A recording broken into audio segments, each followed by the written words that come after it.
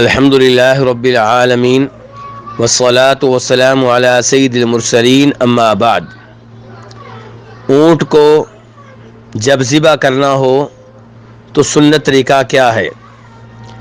تو اس بارے میں دو روایات آپ کے سامنے رکھنا چاہوں گا۔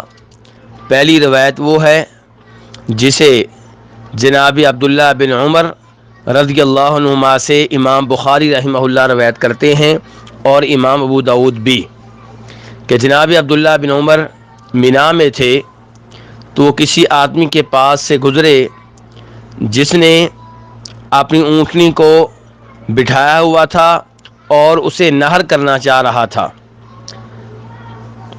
آپ نے فرمایا اسے کھڑا کرو اور اس کا ایک پاؤں باندھ دو، یہ نبی علیہ الصلوۃ والسلام کی سنت ہے۔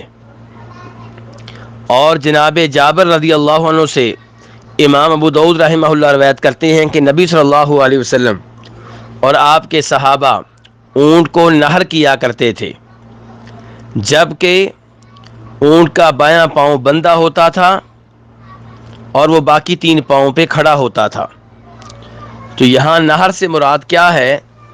نہر سے مراد یہ ہے کہ جب آپ اونٹ کی اگلی بائیں ٹانگ کو باندھ دیں گے اور وہ تین ٹانگوں پہ کھڑا ہوگا تو آپ تکبیر پڑھ کر اس کے سینے اور گردن کے درمیان جو گڑھا ہے اس گڑھے پہ نیزہ ماریں یا خنجر ماریں یا کوئی تیز چھری ماریں، جس سے اس کی شارہ کٹ جائے گی اور پھر اس کا خون نکلے گا اور زمین پہ وہ گر پڑے گا۔